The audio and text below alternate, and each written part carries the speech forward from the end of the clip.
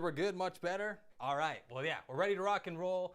So guys, if you haven't, give me an hour of your time. I promise I'm gonna make it worth it. I'm gonna give away every single step to making these 3 shots, and I'm holding nothing back this entire time. But all I'm gonna ask is that if you have a phone and you have a cell phone, put it in the other room. Just grab a piece of paper and a pen, because whatever you write is retained, and we wanna go deep. I actually wanna help you make a difference going forward. I don't wanna just teach you a couple tricks and a couple hacks, a couple things that you'll hear tonight and you'll forget tomorrow. I actually want to help you move forward in your career and see why are we using Unreal 5. So just do me that one favor. I promise it will be worth it. But yeah, let's just jump right in. Welcome to the Dune Masterclass. Again, we're gonna go through all 3 of these shots and show you exactly how to make these high-level, high-quality environments completely from scratch without leaving Unreal, how to animate the ornithopters and the entire pipeline to making your own shots, complete flying planes, and building these environments from nothing, starting in an empty port, and show you every step I took today. But more important than that, these are going to be the 3 secrets on how to make your own films without Hollywood budgets, and actually how to do it completely. We're not sacrificing on quality. We're going to do it ourselves as freelancers, as filmmakers, and artists, to show you exactly how to do it. But before, just like last time, I want to start with what is your favorite movie? Just for a second, even write it down if you have your pen and paper ready.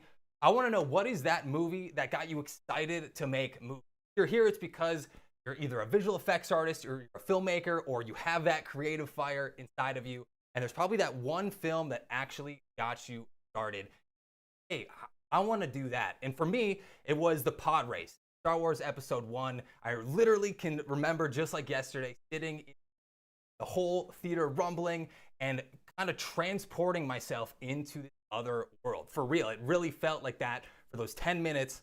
The rest of the movie kind of sucked, let's be honest. But for those 10 minutes, it really felt like you were there living it. I think it's important to go back to what are those defining moments. I know for some people it's Jurassic Park, or even Pirates of the Caribbean. For a ton of people, Matrix. I actually didn't see that until 2019, or late. And it was an instant favorite of mine. But would love to know what it is. I'm going to go back through the chat and check it out to find out exactly what it is. But the real question I have for you is, what if you could start making films just like your Hollywood movie? That's the exact question I asked myself when I first started. And I got to tell you right now, if you're here, you're spending your nights trying to get extra education and learning and trying to push your skill set forward, then you are so much closer than you think. And I just am here to tell you that most people think you need to already be in the industry, have those connections, live in a big city, and a lot of people think you also need a college degree. And I am here to tell you none of that is necessary. And I can tell you because I grew up in a small town of 8,000 people in a cornfield in Wisconsin with 0 industry connections. I actually dropped out of college to get my first job in the industry, and I was completely self-taught right here on YouTube. So I want to give back as much as I can, because over the last 8-9 years, I've had the chance to work on some really big movies, on these projects I always dreamed of working on. And I want you to know that you can do the same thing. I was exactly where you are right now, with big dreams and these big hopes, and trying to figure out how do we take those next steps. So I want to try to give that roadmap. And now with Unreal 5, more recently, I was actually an on-set Unreal operator on Avatar: The Last Airbender, which just came out today. So if you want to check that out after, that's what I'll be doing right after the live stream, is checking this out. But every single shoot day, I was there controlling the backgrounds and bringing Unreal Engine to the real-life film. So I feel like I've had some experience actually trying to figure out, how do you take these Hollywood-level visions, bring it to bring it to Unreal Engine on both a hobbyist level and at a freelance level, and then working on set in production. And I'm telling you, you really can do the same thing. As long as you are a filmmaker at heart, at your core, and you have that love of cinema just like I do, and you want to improve your art, then you do not need multi-million-dollar budgets. This is the entire cheat code and the roadmap to build these crazy high-level environments. And all you need is Unreal Engine 5. And I still go back to one of those first promos of Unreal Engine, and it just really shows how massive you can make your world. You have an infinite amount of polygons. You can add as much detail as you want into these virtual worlds. You can have dynamic, real-time lighting. And when I say real-time, it's just like working on a real movie set, except we can drag around the lights and director and the cinematographer and every role down to the stunt and action coordinator. And we've seen it so many times on some really cool films. This one was The Voice in the Hollow, which is more stylized. We can also pull off these really high level, high fidelity action short films. So that's what I did for the music video for Tesseract's War of Being. Sava Zikovic has made some incredible Unreal Engine 5 films all by himself or with really small teams. And that's really what I want to focus on today is how can you make these movies by yourself or work on these, maybe even work on set production. So this is a completely free software. I know there's people from all different walks of life here. Some are complete beginners, some are super advanced and years into Unreal Engine. But today we're just going to focus on that high quality Hollywood level look. And trust me, you do not need to know how to code, how to model, or how to animate. Start learning this as you go, as long as you're learning in the right steps. And that's exactly what we're going to show you today. And let's lay out some ground rules. So I think this is important to start with. I truly do not believe in talent. No one is born with an incredible creative eye. No one is born a master painter or filmmaker or any of these disciplines. Every single person put in the work. And I think that's actually really liberating, that you don't have to be some special person with the right parents and the right connections or all these things. And another thing is I don't believe in motivation. I think just by its definition, motivation is here today and it's gone tomorrow. So I hope at least by the end of this, you feel motivated to go make films. But I think what's more important than motivation and talent is that actual passion inside of you. Go up and actually push your shots further, try to learn something new every single project, go that extra mile. And that's really what it takes to be successful and start a career in any part of this industry. And you just can tell because it takes a lot of time, it takes a lot of effort, it takes showing up after work when you're already tired. Some of you are here at 1 a.m. and that shows that you do have passion and that you have what it takes, because there's only a finite amount of jobs out there, no matter the industry. And who knows what's going to happen 5 years from now, but it's going to be a tough time as the visual effects industry crawls ahead. And there's, those are your spots as long as you do not quit and you don't stop. So if you're a complete beginner or you're already an industry pro trying to learn Unreal for the first time, you might be 15 years old like I was first starting out. I was 15 when I was first applying for studios because I was super impatient. Or you might be 57, and like a lot of people that I've learned kind of migrating into Unreal, they're looking for that next career change. There's also, I was a film school graduate, or sorry, I wasn't a film school graduate. I went to film school, but not a graduate. Or if you're still deciding, you're on the fence of what to do next, I want to provide some clarity for you as we go ahead and let you know that this is for you. As long as you are a filmmaker and you want to take those big budget ideas, turn them into something special, or you're a visual effects artist trying to push those freelance projects to the next level, or you just want to work on your favorite Hollywood films, this is why we're all here. So without further ado, let's talk about the 3 secrets to make your own films without Hollywood budgets using Unreal. All right, so what are we going to cover today? We're going to talk about how to build epic sci-fi environments for your own films, just like out of the movie Dune. We're going to rebuild Arrakis and show you how to do it completely for free. And beyond that, I want to show you some of my favorite secrets that I use in every one of my shots, the secrets for instant cinematic renders every time. These are my little my little toolkit that I use on every single shot on Hollywood films or on set and virtual production and in my own freelance work when I'm making shots myself. So I'm going to reveal everything I have and why artists fail when they're trying to learn Unreal 5 for the first time and how you can avoid it. And the little secret here is it's actually a good thing because it means it's, you can get ahead of the competition. So, right now, let's just zoom out a little bit before we go into Unreal, before we get into the desktop and open up the viewport. Right now, I'm sure you've seen the Sora AI and everyone pulling you in different directions. Right now, literally this second, February 2024 is the noisiest era in human history. Everyone is getting pulled in every single different direction. And the same can be true when we're talking about all these different softwares. It's like, what should I learn? Should I learn Maya or Cinema 4D or Blender or all these things? And it's not very obvious what the right choice is.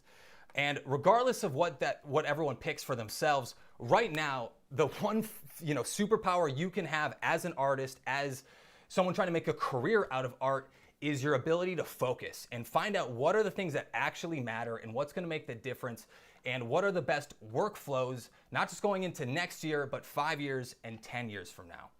So right now, to kind of cut through the noise, again, I said grab that pen and paper.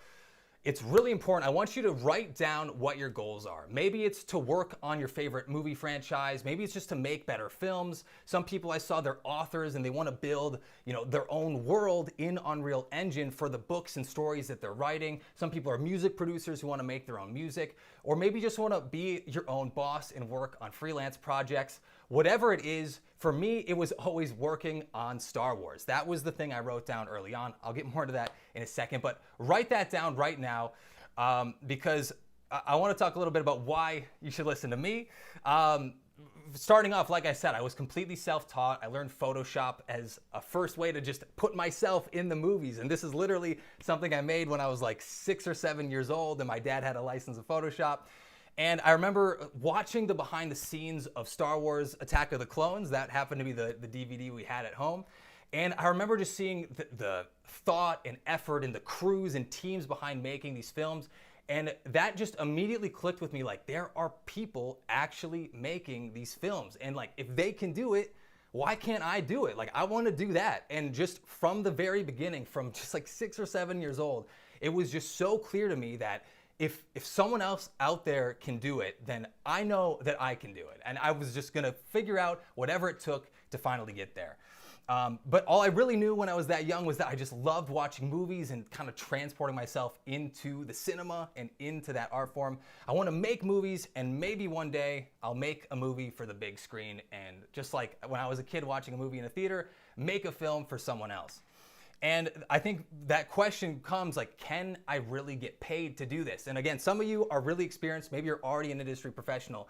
But I know, especially talking to a lot of people first starting out, they're wondering like, but is that really realistic? Can I actually get paid to make visual effects and to make films? Like, sure, you can how do you actually make a career out of this?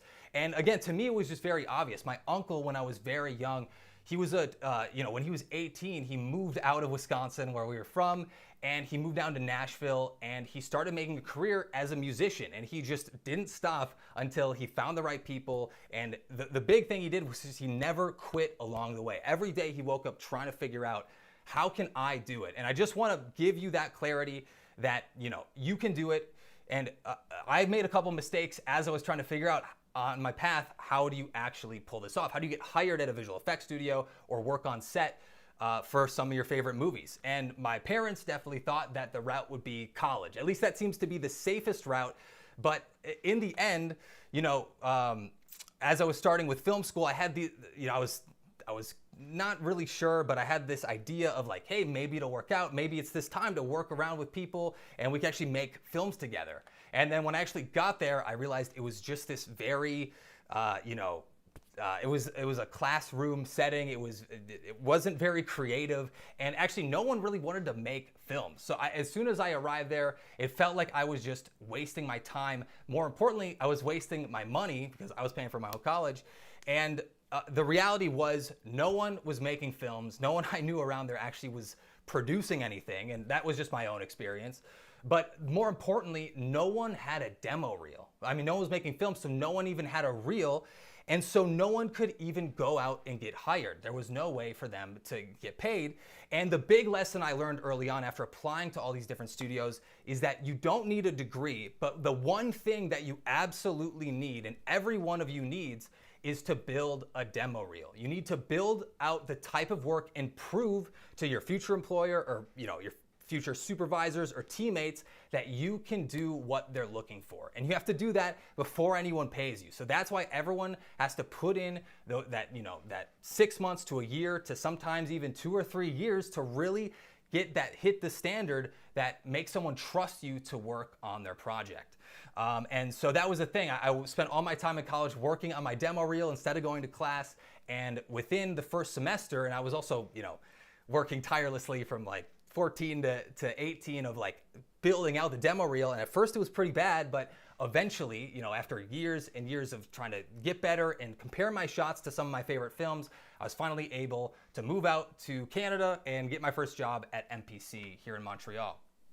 So all this to say, you don't need to take the traditional route. The traditional route is like, it is outdated. We are now moving into a brand new era. And I truly believe anyone can build their own demo reel and start working on these films. And my goal for all of this is to help you do the same thing. And why I wanted you to write down your goals is I want to talk a little thing about it is I heard this theory of goal setting by Warren Buffett, who's one of the greatest investor of all time, probably. And I want to tell you about some of the goals that I was setting at 18 and how that made such a huge difference for me. So back in 2015, when I was in my dorm room and everyone made fun of me because I was always in my dorm room on my computer, just working on visual effects and building out my demo reel. And I literally stopped going to classes. I went extreme. I would like stop hanging out with people. You don't need to do that. That was another lesson I learned. But at the time, I was like, man, it feels so far away. How can I make this feel more tangible? So literally, I grabbed a notepad, a lined notepad, and I wrote down why am I doing this? Like, what do I want to accomplish and what do I want to work on? Like right now it all felt like these dreams, but they didn't feel like I could actually take all of these actions. Like what is the roadmap and what are the steps I have to take? And at the time I was like, what is the biggest possible thing I could imagine of ever accomplishing? I was like, one is I got to work on a Star Wars movie. And I was like, that's literally number one. It's always been my North Star this entire time. And whatever that movie is for you or whatever that franchise is, I'd encourage you to write it down. Like actually take the first action. Say, I want to work on these movies and I can do it. And actually have a little bit of extra faith in yourself. And so I wrote down Star Wars and I wrote down Spider-Man, because I grew up Tobey Maguire Spider-Man back in 2001, 2002. I forget what year that came out. But that was so instrumental. That made me love movies all over again. And then third was I just wanted to work on something with a dragon. I actually didn't grow up watching Lord of the Rings when I was super young, but I loved fantasy and I loved the art style.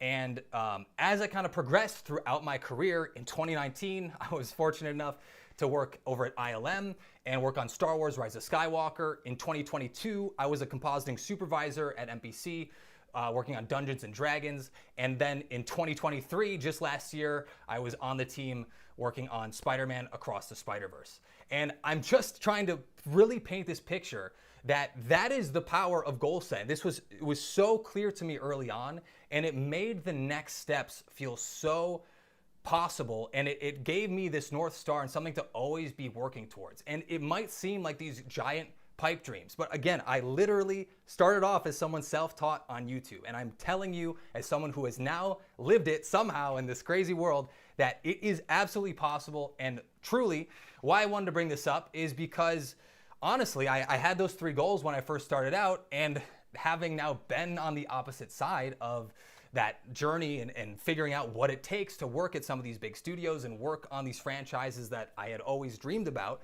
One thing that I really do believe is that anyone can compress time frames. You can turn decades into days or sometimes months and years, but you can really shortcut all these things by finding someone who is out there and trying to follow in their footsteps for real. Like this was exactly what I was doing the entire time. There's so many books that completely transformed my entire worldview. Self-Discipline by Brian Tracy and Jim Rohn's entire history if you are more of a video person. But you can really find the people that have actually followed and done the steps before and just imitate the exact path. So that's why I just want to give away my entire roadmap to you to help someone else out there, because I've honestly accomplished everything I set out to do in visual effects, not in some selfish way, but it's like there is a skill to compressing time frames. There is a skill behind this. And in 2024, everyone is going to be fighting for these limited amount of jobs. But honestly, I think it's actually the biggest opportunity out there, because everyone is getting distracted and pulled in all of these different directions.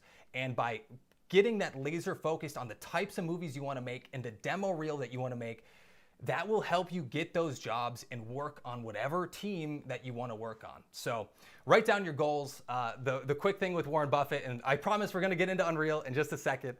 But this is honestly, I think, more important for your career and for your life history. I know a lot of people out there, they did they just wanted to be the first person in their family to have their name in the movie credits. And I totally get that. I mean, everyone, I talked a big game when I was younger of like, I'm going to work on the movies. And everyone was like, oh yeah, sure. Yeah, we'll believe it when we see it. And then having that undeniable proof of like, man, I did it. I said I was going to do it. And being the first person, setting the tone and showing that it's possible for all the people around you and your family and in your communities, it's a really big deal for people. And but anyway, the quick thing with on Warren Buffett is he always says, write down your 20 biggest life goals out there, period. Then rank them in numerical order, decide like which is number 1, 2, 3, 4, 5, and then cut the bottom 17 and just focus on those top 3. Because in this life, you literally can achieve anything you want, truly, but you cannot achieve everything you want. So you need to focus and you need to be selective. And that really is what is going to be the difference between you and everyone else out there getting distracted and being wishy-washy about the next steps. So I want to work with you. I want to make 2024 awesome and have you work on your dream movies. But after that, just to kind of go back into why is Unreal the right choice? We're all here because we're filmmakers at heart. And to me, once I kind of accomplished some of those big goals, I always love watching movies. Just like I said, I wanted to make movies, and I really want to make a movie for the big screen and in a theater. And to do that, I realized I'd spent 6-7 years at the time making movies for other people instead of making my own films. And on the flip side of that, I was like, man, how did I get so distracted? Like it felt like it was so obvious at the beginning, but I had those clear goals. That's what I was working towards, but it kind of got me away from working on my own projects and telling my own stories. So back in 2021, I got a full crew of 40 people together in Wisconsin. I was laid off during COVID, like many other people at the time. And we all got together and we made a film, and literally 40 people all together, 7 different locations. The video's lagging a bit, but and really figuring out exactly what it takes and how to tell a story. And if you haven't seen this, check it out. It's on my YouTube channel. But there were some big problems that I faced as I was kind of transitioning from visual effects over to filmmaking. And I thought that I had it all figured out, right? I had some of these titles under my belt. I thought it would be so easy. But the reality was there's problems that I faced, and I'm sure you will face as you're going into the stage of making your own films. And that is the big question of how do you actually get good at filmmaking? I think a lot of people think that you get better by watching films, but I'm here to tell you, you literally do not. You do not get any better by watching film after film after film. You actually have to go out, hold a camera, and create that film yourself and try to tell a story for the first time, or keep getting better. Like the first one is always going to be bad as well. That's the secret with visual effects and filmmaking and any art for that matter. But no one is good at making films at the beginning, so you have to find a way to practice.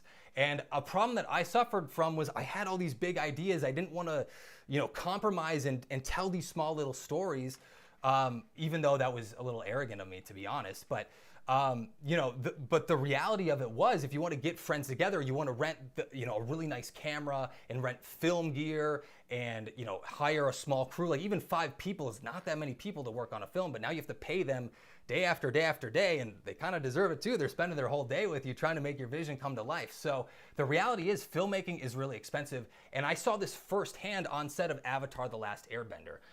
It was by far the biggest production I've ever seen firsthand. There was so many extras, so many costumes for each one of those extras, people transporting people from their hotels onto set at 6 a.m. and then sticking around so they can bring them back at 10 a.m. and later. You need to feed everybody. You need lights and gear and the virtual production stage, and it's all just so incredibly expensive. And even though it felt like that was the closest to actually like working on Hollywood and being on set, and maybe that could be me one day, I also felt so far away from my actual goals. It felt like, how is any single one of us supposed to actually make films?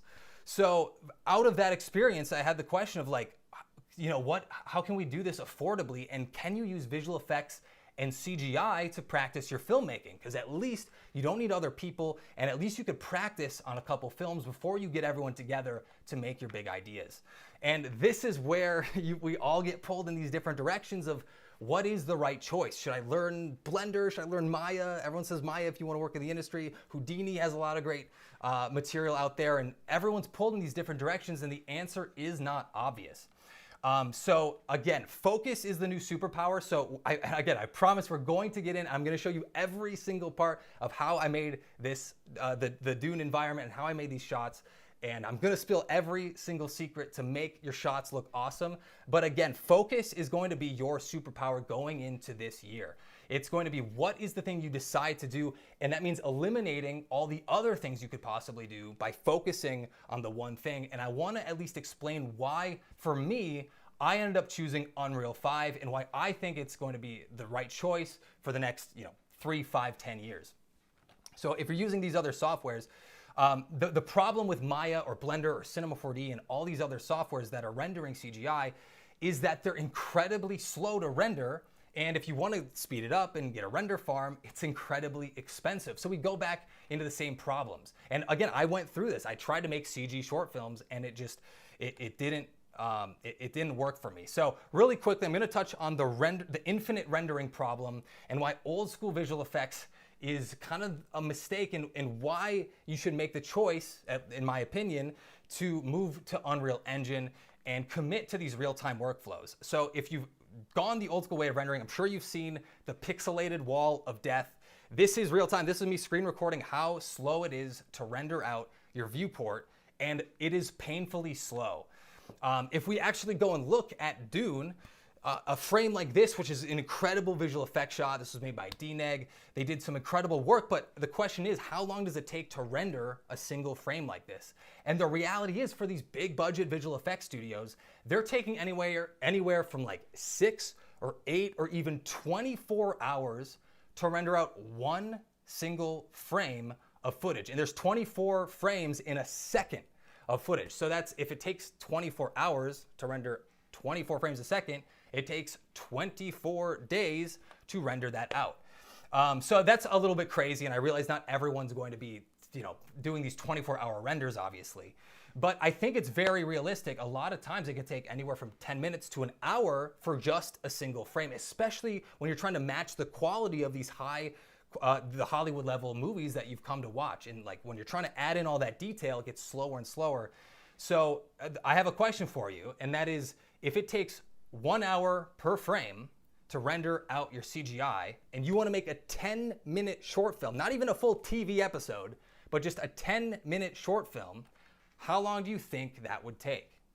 Write it down if you haven't. But the reality is, literally, just do the math. If you made a 10-minute movie with 1 hour per frame, it would take 600 days to render out just one time. Now again, visual effects studios get past this because they're paying for render farms, and they're able to render each frame on a different computer. So literally for 100 frame shots, they have 100 different machines rendering out at the same time. And that's how they're able to pull off these movies and work quickly. But that's because the visual effects studios aren't paying for it. It's actually the movie studios who are, they're just passing the bill onto the Hollywood studios. But again, for us at home, how are we supposed to get past this? So that is the big problem with old school visual effects. And it's important to know this because we have to find a different way. This really is not a way that's going to scale. And you cannot make films by yourself, let alone with a team, if you're gonna be waiting 10 minutes to an hour for every single frame. It's gonna take years. So, and this all changed when Unreal Engine 5 came out. And that was the biggest reason, is there's no longer any limit on polygons. So you can literally put billions, and I'm not kidding, I'll show you in just a second, in the environment, there's literally billions. I did it just to see how far I can push Unreal, and I'm telling you, there's no limit to the amount of polygons you can throw into Unreal Engine. And you can work entirely in real time with really high quality lighting, thanks to Lumen. So that's the real thing to learn here. Is traditional visual effects is painfully slow, and the difference is Unreal Engine is real time, just like working on a film set.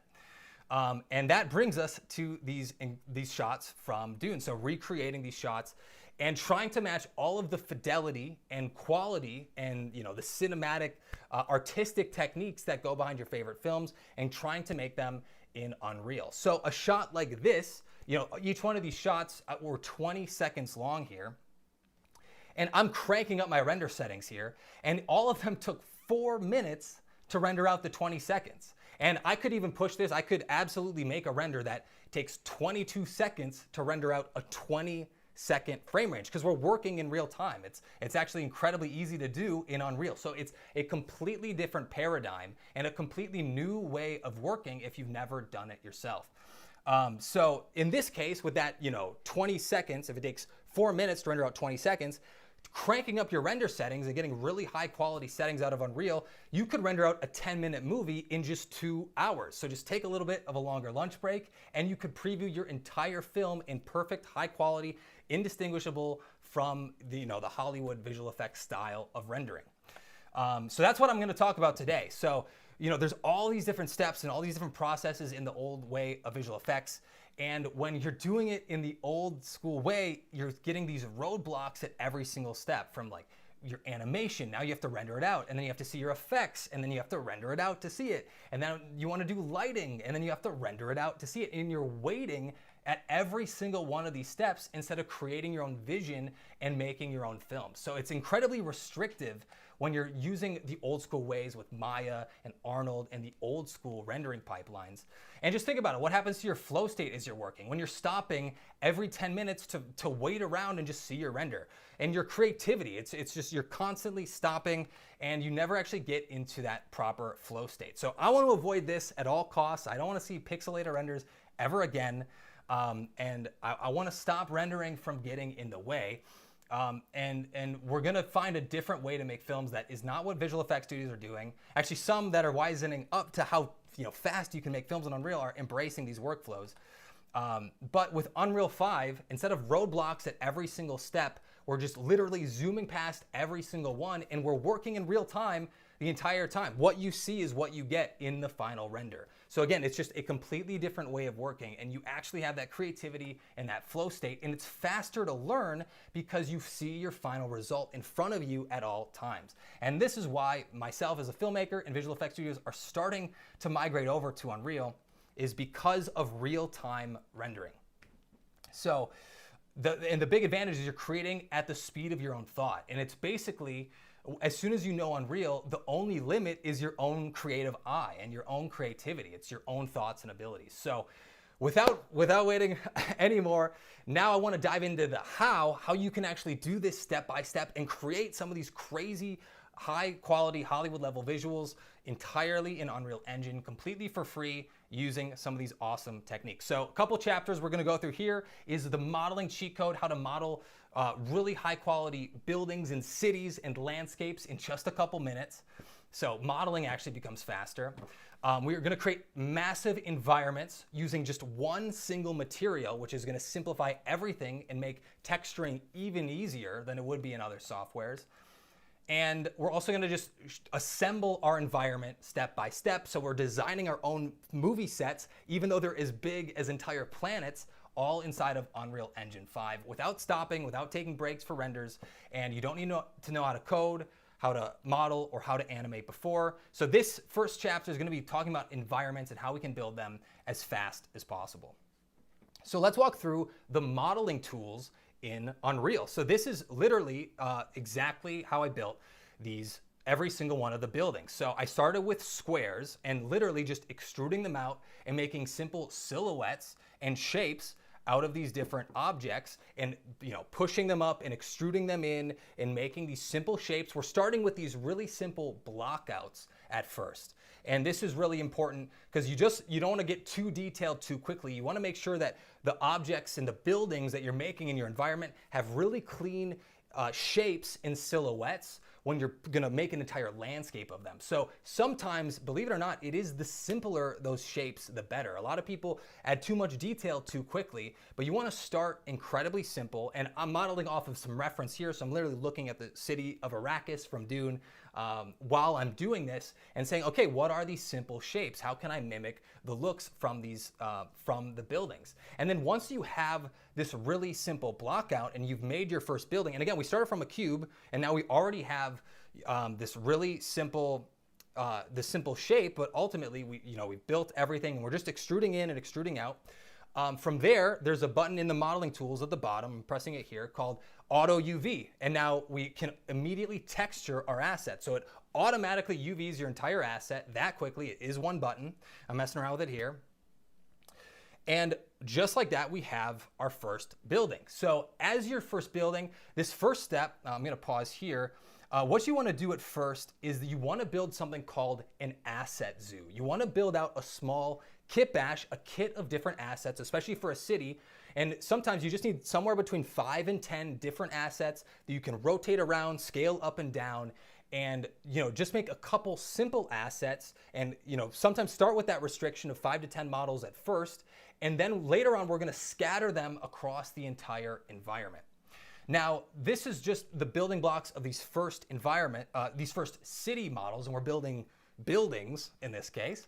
But then to take it one step further and add that high quality detail, I'm using an application here called JDisplacement. And that's another thing to write down, JDisplacement. And this will automatically generate these high quality greeble textures. And let's just even go back for a second there. So we're creating these high quality, there we go. So if you look in close here, what we're gonna do is we're gonna take these mechanical hard surface details and we're simply gonna displace our simple cubed objects. So we're gonna start really simple, but then use these high quality and high detailed textures to drive all of the detail in our model. So we're not gonna model anything by hand, we're gonna let displacement do all of the work for us. And that's why you want to use JDisplacement. And literally it will automatically generate based off a couple simple sliders.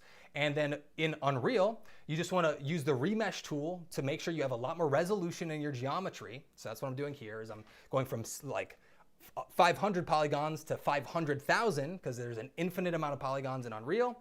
And then you're just going to press the displacement button in the modeling tools and bring in your textures into Unreal. And just like that, you can now displace your 3D models and start to add in this really high quality texture. And we're never getting too close to any of these buildings. We're trying to build landscapes here. So we're just trying to give the impression of these really high detailed buildings. And once we add textures, which we'll get to in just a second, you'd be surprised how much you can get away with by using this simple technique. So here let me skip to the next slide. So just to walk through how you can build even more, simply just taking the different edges of these different cubes, we're just building buildings after all. So we don't need to get too crazy. We just need to create interesting shapes and silhouettes out of this. So this one, just to get a brand new shape and silhouette, I cut the cube in half, and then I simply use the inset tool to basically extrude in and then extrude up, so that we kind of have our two towers sticking out of this object. And now it has a completely different feel from our other buildings, especially if you imagine, an entire landscape of these buildings. We want to make these different buildings look as completely different as possible, so that when you're scattering them across, a mile or two of a landscape, that you actually can see the different models. You don't want everything to look like a skyscraper. And if you look at pictures of New York, they're not all skyscrapers. The tops of them are all different, and they're adding in all these small details. But the first step here is just to build your own asset zoo and build your own kit bash. And by simply taking in and adding loop cuts and then extruding out different parts of your model, nothing too crazy here. Anyone could do this starting out for the first time. I am not a hard surface modeler, so I'm going very simple and basic here. And then just simply from there, making that model, auto UVing it, and then displacing our image, and then just going through that and making a small kit of these different assets. So let's just check here. Cool. Sorry, and let's just to see that the entire asset zoo when it's finished. We have about 10 different models here that we can start, scaling up, scaling down, rotating, and all these things. But obviously, we need to add textures to our city. We cannot put these gray blocks everywhere and accept that that's going to be our final city. So one thing you need to know about making assets is there's two distinct ways to add textures onto your 3D models. Now, the most common one is what you saw earlier when we're seeing that checkerboard pop up, and it's known as UVing. And basically, you're taking every surface, imagine a cube, it's a 6-sided cube. we're basically going to take all the edges of that cube and spread them out onto a flat surface so that we can make a 2D image. And from that 2D image, we actually have an example here. If I can zoom in, is you can see that we've taken the flat planes of this 3D object and just turn them into flat surfaces on a 2D image. And then we can create textures and just, the final result being a 2D image, a square image that then will be remapped onto your 3D object. So that's actually what I had to do here to create the ornithopter. So just to jump around a little bit, I want to, just to show the old school way, is when you're making a film, you need to have characters. So sometimes that means a person, but in a lot of times it can be a plane. So in our character in these shots is the pilots inside of the ornithopter. So I got this model online, and all I did here was I re-UV'd it, which the UVing part was the biggest headache in there.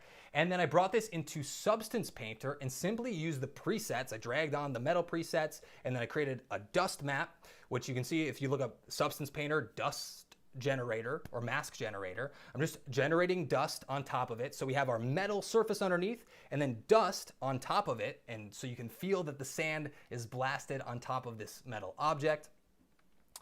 And then from there, treating the glass differently. And one thing that's really important is knowing about roughness. So roughness is the quality of your reflection. So another thing to write down is roughness is the quality of your reflection. And this is so important with metal and with glass, because all you're seeing with glass is the reflection. And by changing the roughness map and adding scratches into our roughness map instead of our base color and just changing the actual, surface color of what we're making, that's the missing step that a lot of people skip over and don't realize is that is the magic in what will make your objects feel like they're photorealistic. It's that they reflect just like real objects do in real life. So the same is true on glass surfaces. So we want the glass underneath, let's just go back there. We want the glass underneath here to be completely reflective. So it would have a roughness value of 0, meaning it's not rough at all. It's just like water, where it's not rough, or glass. It's completely shiny, completely smooth. And then we're going to add dust on top of it. That's completely rough. It has a roughness value of 1. So that way you get that shininess underneath, but when you're adding dust on top, it will start to feel just like a real life material. And that is this step that's really missing. A lot of people stop with the textures, and the textures are really important. You want to get that detail in here, like we're adding dust in this example here, and making that feel like it's close to the edges by using the mask generator in Substance Painter, and simply combining it together. And a thing you'll notice why I'm using Substance Painter here is because we're working in real time. The reality is there's many tools for the job, but as long as we're working in real time, we're getting the magic of filmmaking and creativity. And that's why in this case, Substance Tool is absolutely the right tool for the job. So just by applying those presets and copying those couple procedural materials onto each part of our object, we're able to texture something like this ornithopter in just, I think it took 45 minutes from start to finish. And then the last step here was I brought it into Blender, which again is free, and we're able to rig it. And all I'm doing here is adding 8 bones. The rig here is so simple. It's just 8 bones, 1 for each wing. And by rigging this simple thing, there's no deformations, there's nothing crazy here. We're just putting 1 bone for 1 wing.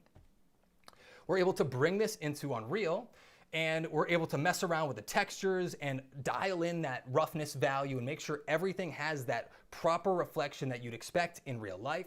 So I'm messing around with that in the material instances here, trying to really dial that in and make sure that if it's metal, it looks reflective, or if it's dusty, that it feels dusty. And then adding a translucent shader, another thing to write down, for your glass shaders. So in this case, it's a shader just like anything else, or a material. I've just made a material, except the only difference between the glass material here is that I've set the shading model to translucent. And everything else acts exactly the same. All materials act just like you'd expect between all the different softwares. There's no difference in Unreal, except that you can preview it and make those adjustments all in real time.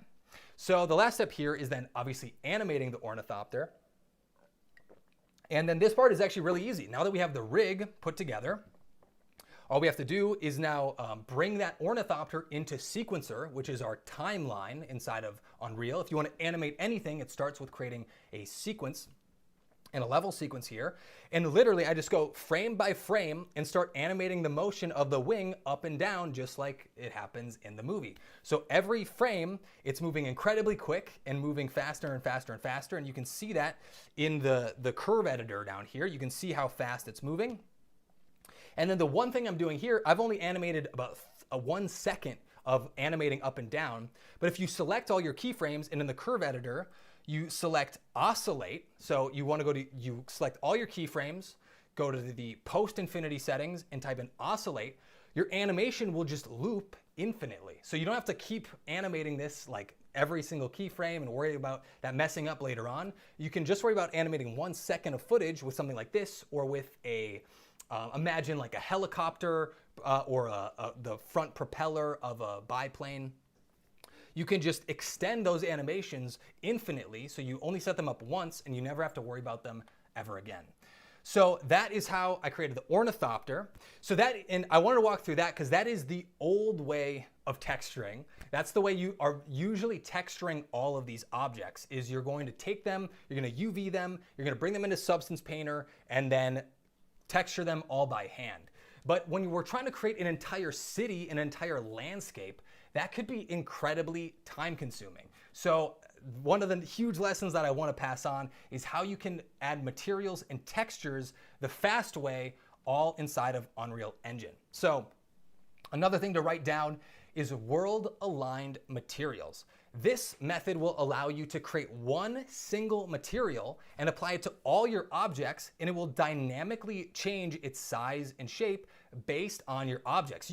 You can see here, I've scaled this up way bigger, but it looks perfectly real up close. And you can even apply that material and add your displacement after the fact, and you can kind of preview all those things in real time. Now, it all starts with Quixel textures. So I'm using Quixel, which is one of the great features of Unreal, is you get free, high-quality textures. So we're starting by adding these Quixel surfaces, these tileable textures, onto our materials and trying out a couple different ones to see what's going to look the best. But once you find the right texture, what we're going to do after is we're going to go into our material and create a world-aligned texture node.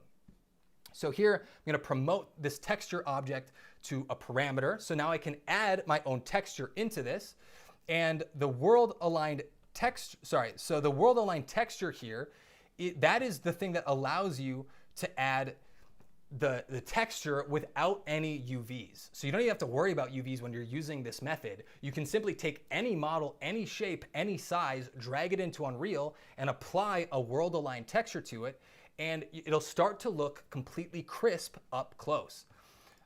And then to take that even one step further, that gives us this really base concrete material over everything, which that's definitely a good start. That's where we need to start with. But when we're making Dune and we're making Arrakis, we need to add all those layers of rust and of sand and all of that piling up and adding that detail and history into our buildings. So that's why we want to add in additional tileable textures. And a really cool trick to add sand onto our textures is to create a vertex world normal map. So if you need to, just screenshot this, a vertex normal node. But what this will allow you to do is create a surface of two world-aligned textures that are layered on top of each other. So in this case, I built a procedural material that's moss on top of a rocky stone. So I'm matching this Unreal Shader Ball to this Quixel asset, which was scanned in real life. But we can add this top-down shader onto every material. And using this method, again, it's not using UVs at all. It's using, the orientation of our objects. And if you rotate an object up, down, left, right, or tumble it over, it'll always be on top of every object. So in this case, the moss always grows on top. And when we go to build our scenes of Arrakis, we'll always have the sand on top. So that's exactly what I did here. It's just several world-aligned materials all combined together, so you don't have to UV anything, and then you can start adding in additional world-aligned textures and keep layering these one on top of the other. So I have about 5 different world-aligned textures all combined together, driving these different effects. Some of them are adding in sand. Other ones I'm grabbing in a brand new texture that looks like rust and then giving that its own scale.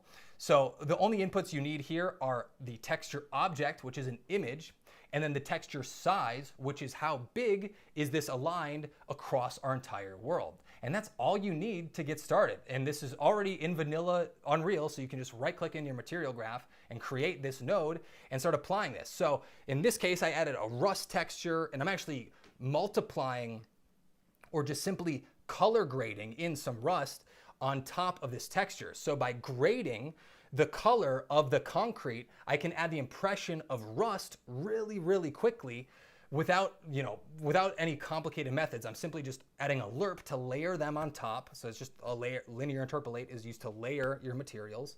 And you can layer the concrete and the rust and the sand all on top of each other in this procedural way. And all I'm doing here is I'm adjusting the size, I'm adjusting the scale, and I'm just going through every single asset and making a new material instance for each asset. So very quickly, I can just duplicate assets like this, apply displacement to add in some extra detail, and that material will always be dynamically changing and improving it, and I never have to worry about texturing the entire time. So it's a great method when you're trying to create these entire landscapes, and especially you're trying to make cities where everything needs to kind of look the same and somewhat identical.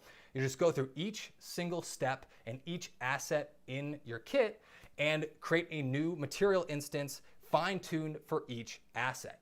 So that's exactly what I did here. And I just transformed those really simple boxes, those simple cubes, and turned them into high quality feature level assets, as long as you're not too close, which in this case, we're worried more about the landscape as opposed to looking inside the windows of a building.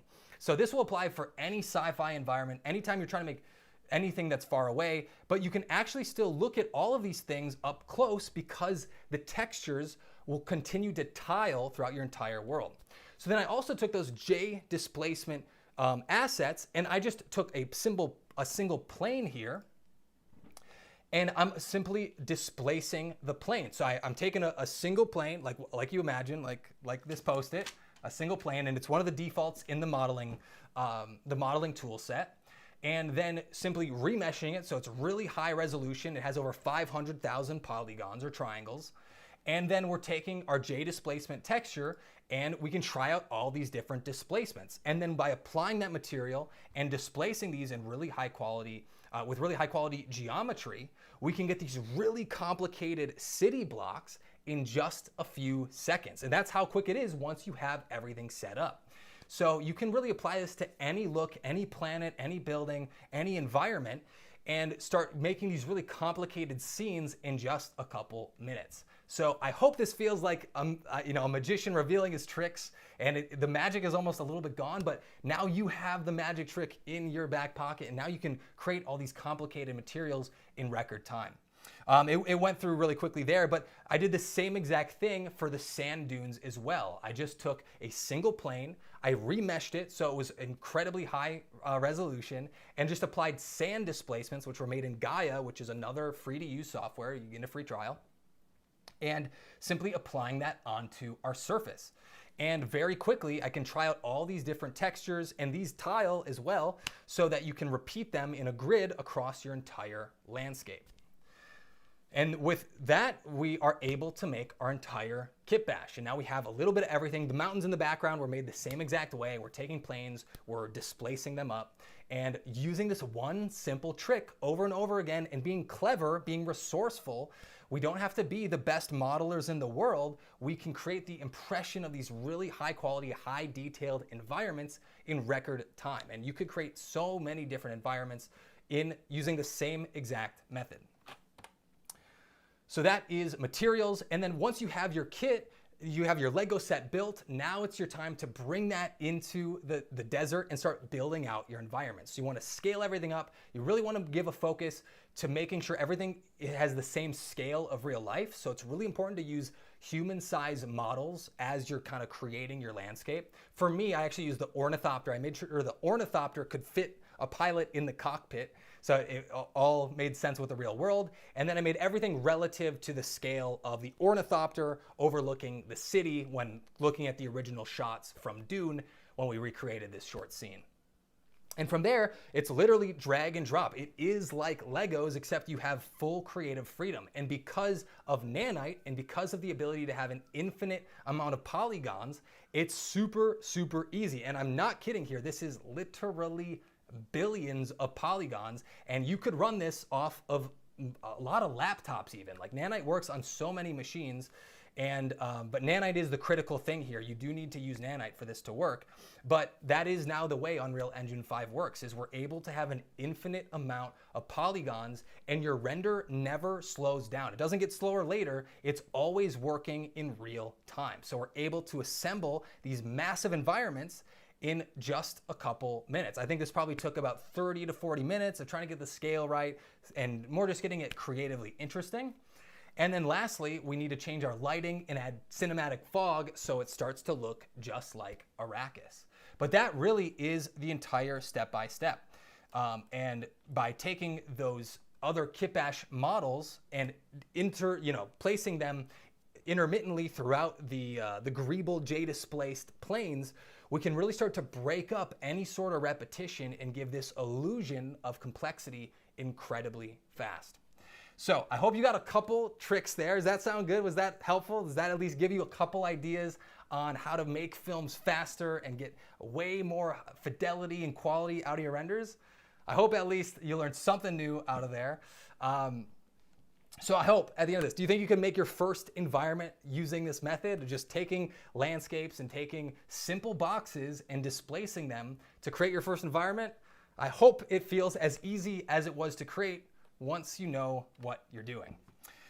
So that is how to build these high quality environments. But now I want to talk about how to take those environments and your visual effects shots to the next level and share some of the secrets that I use in every single shot, from my own personal work to when I was working as a supervisor on Hollywood Films and a senior artist. What's that bag of tricks that I'm using to take your shots to the next level?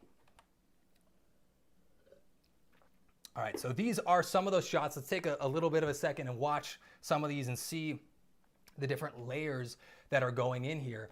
And the real thing that separates this environment from more standard looking environments is depth. It's that we actually feel all of the fog and the distance in the landscape, which is coming from volumetric fog. So let's restart this here.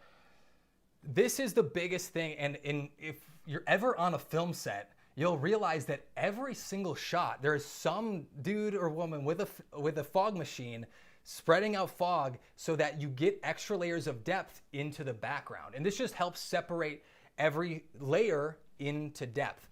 So the big thing here is you want to use exponential height fog. And then to take it one step further, you also want to create cloud cards. Now these are simple planes with a cloud image on top of it basically. And all we're doing is adding a depth fade node in the material so that we could spread it across our landscape. And from here, we can start to silhouette all the different buildings. And it becomes incredibly quick and creative and intuitive because you can actually look through your cameras as soon as you place them and change the composition for every single shot and art direct every single shot through the camera itself, not waiting around for renders later, but just like playing it back. Okay, let's tweak this. Let's add it over here. Let's play it back. Oh, let's add a little bit more in the foreground. And to take it even further, what most people forget is to add clouds really close to the camera. So if you rewatch this beginning here a couple times, you'll see that we're actually passing through these really translucent fog cards. So the opacity is really, really low. We're mixing it down to a really low value and we're passing through them. And now all of a sudden we can feel the camera going through the clouds themselves and the dust and the sand in an environment like this. And you can apply that technique to every shot. I use that in War of Being. And when I was a compositor, I was just adding this in with real life footage. So that's cloud cards and that's atmosphere. And I would write that down too. Atmosphere, volumetric fog, and cloud cards. These are the three things that you need to be creating in every single shot, even if it's subtle, You need to be adding this into your own movies. So that's cloud cards. That's an awesome technique. I use every single shot, every opportunity I can. You will literally never not see it in one of my shots. Once you look for it, they're always there. From Godzilla to Star Wars and everything, they're in every shot. So don't forget that. And then, so the next principle here that I want to talk about is as you're creating new shots, let's actually go back here. So the next principle, and write this down too, is only build what you see. You only need to create detail where your camera is placed. So I like to make pretty minimal environments at the very beginning and go make all purpose and try to find my shots at the beginning, being that documentary filmmaker and going around in a helicopter trying to see what is the right shot and the right frame. But you'll notice here, once I framed up on this shot, I noticed in the foreground that we're not really getting that much detail. It starts to fall apart and you can sort of tell the magic trick that we're doing. And we're getting these really flat surfaces that don't really hold up close to camera. But that's what's really good is we want to create the film first. We want to be creative and filmmakers first before we're getting into the high detail part. I would call the last 20% of your shot is adding in detail. But the thing to focus on here is only add detail where you need it. So in this case, we can see in the foreground, man, it could really help if we had a little bit more detail. So should we remesh this and make it twice the resolution and displace it again? No, we do not need to go through all the headache of that. We can simply take the existing planes that we've already built and just scale them down into smaller sizes and place them right in front of the camera. And all of a sudden, our environment looks huge and everything looks like it's super high detailed because what's close to the camera is crystal clear and highly detailed. So a lot of times it's just about adding an extra layer of detail into the foreground. It's not about making sure everything in your scene is perfectly real when the camera is right next to it. It's just making sure that your foreground has that level of detail. And you'd be surprised how many times you're making, if you're making your ground out of Quixel assets and you have puddles and rocks or mountains or whatever your ground is, you can simply duplicate it, move it closer to camera, scale it down to half the size, and when you're using a world-aligned material, the texture will look exactly the same no matter the scale of the object. So the two work incredibly well together, and this is another small thing. It sounds small, but man, this makes the biggest difference, and this is the magic trick where your entire environment looks huge and massive and highly detailed, but you're really only detailed up close, and your brain kind of fills in the gaps far into the background. So that's a really great technique to apply to every one of your shots. Now the last thing here, I got super pumped up. Yesterday morning, I woke up with fire in my belly. I was like, man, I want to make something even cooler, even beyond those Arrakis shots. How can we push this even further and show off some crazy visual effects shots that you'd only expect out of a Hollywood visual effects studio? And how could we create that in real time? So I want to thank Compositing Academy and Alex Hanneman over there. These are his explosion elements that I simply brought in as an image sequence. If you just type in image sequence, another thing to write down, you can bring in image sequences of footage. That's the specific thing to lock into here, is we want to grab real life stock footage as close as we can and simply place them inside of Unreal. And when we're doing this, we get all of the advantages of working in real time. So here we have these incredible effect simulations, and now it's really easy to add in lights and animate those lights brighter and darker, and then we can even duplicate these elements. And because they're elements in Unreal, all we have to do is modify the material to add in these effects. So if you look really closely here, I'll try to pause around here. If you look at the base of this explosion, you'll see that we actually get this really nice soft transition. Even though it's just a card, it's just a plane in 3D space, we're getting this really nice smooth transition here where there's no hard edges. And that's because I'm using the same techniques I used on the cloud cards, and that's using a depth fade node to add a smooth transition across your environment. So now you can intersect these cards with your geometry, and it'll have a really nice, graceful transition that looks just like real life. And what's so funny about this is exactly what I would be doing in compositing, which is what I did on feature films. I would be doing this after the fact in Nuke, or some of you might be used to After Effects. It's the same principles there. We're just doing Photoshop for video. But we're combining those in a real 3D space, but it's just so much slower to be doing it after the fact versus working all together, all in real time. And that's where it's so cool. So in a situation like this, we could add in this new explosion over here. We can set up the lights. And as I was setting up this light right here, I was like, man, this looks cool. But now all of a sudden the geometry looks pretty crappy over here. It doesn't really hold up even far away from the camera. So again, instead of remodeling it or doing anything crazy, because everything's live in the viewport and I have the ability to make those creative changes, all I need to do here is take the ground underneath that explosion and I'm just rotating it by 90 degrees and trying out these different angles. So we don't need to change up everything. We can just rotate our textures around, and just like that, in seconds, I'm able to create this really complex scene by just using stock footage and a couple lights and tying the two together in really creative ways. So that's my advice here, is try to find ways to use real life footage, whether that's an image or stock footage, or in this case, really high quality effects, because that is what's going to take your shots to the next level. When the actual materials and the actual images you're using in your visual effects shots come from a real life photograph, it's that much easier to be photorealistic. And that's sort of this hard to describe quality, but it actually, the cheat code is just to use photoreal images in your own footage.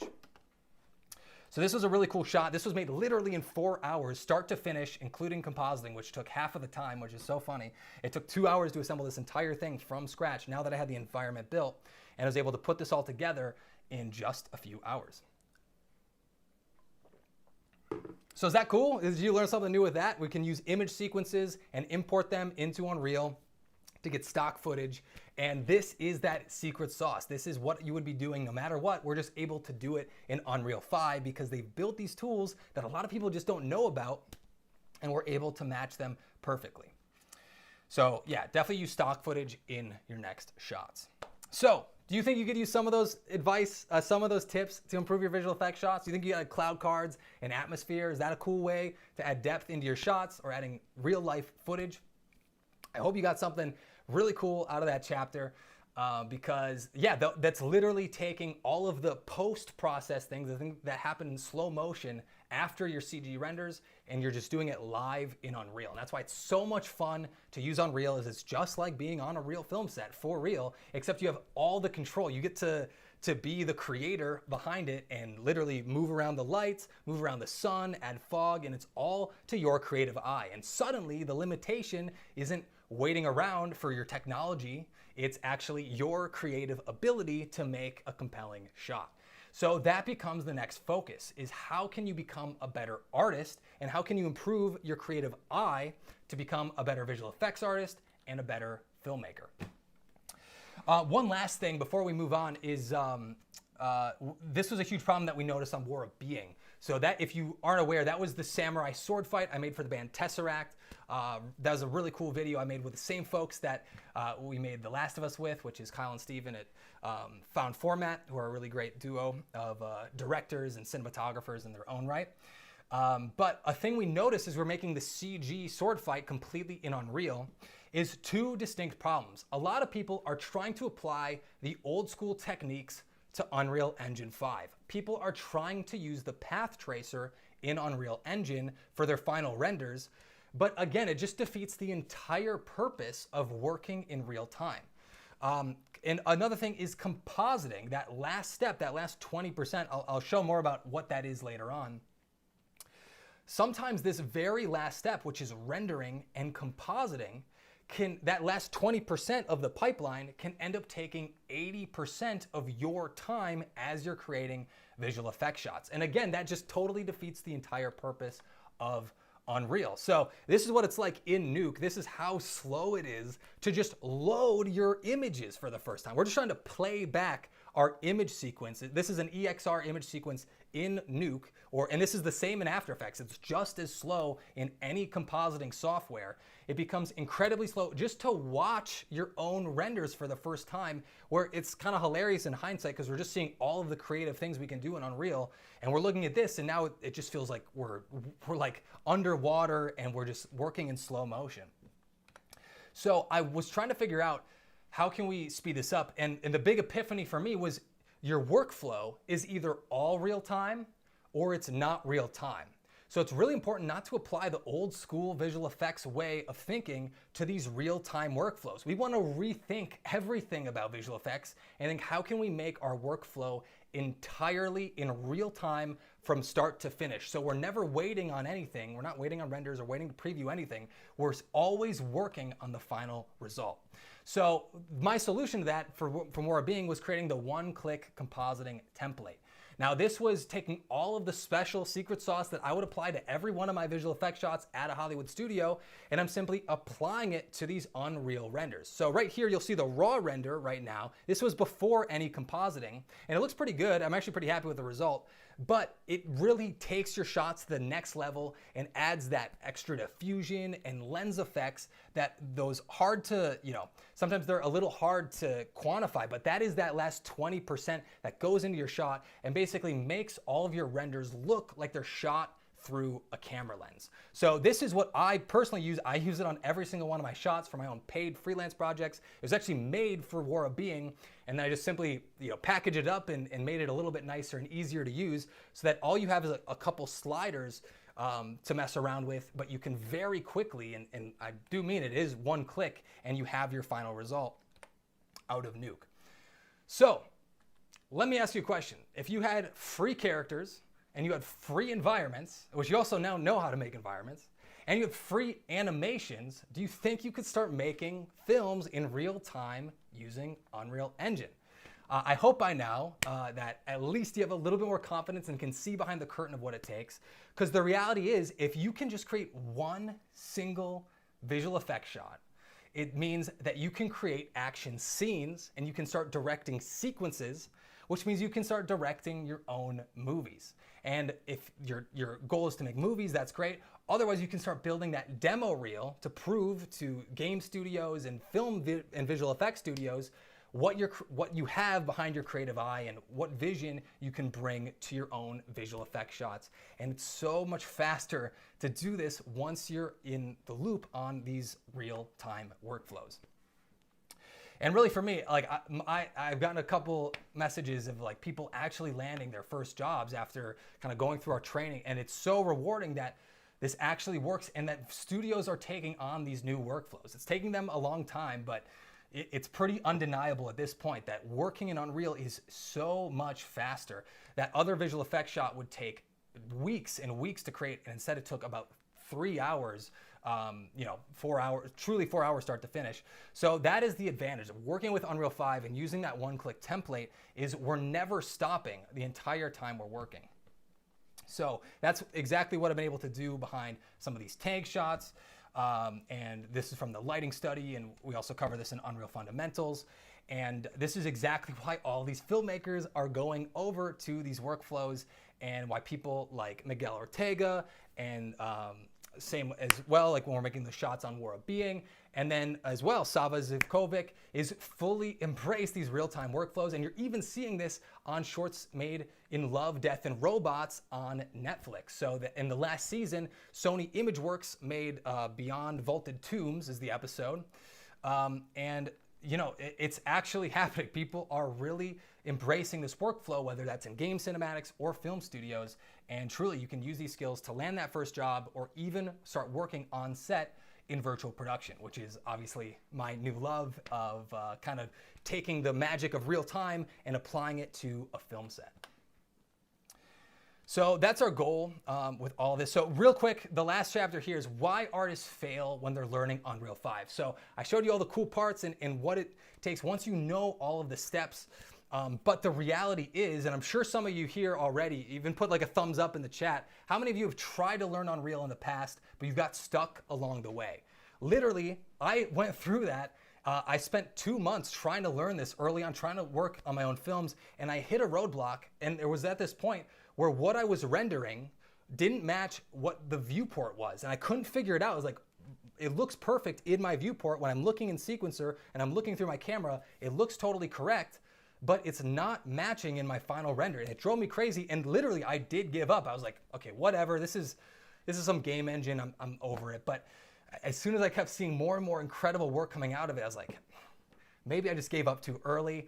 And I would hate if anyone out there did the same thing, of being so close to embracing these real-time workflows and making your own films and taking those big budget ideas that are in your head, and you're like right there about to be able to make your own movies.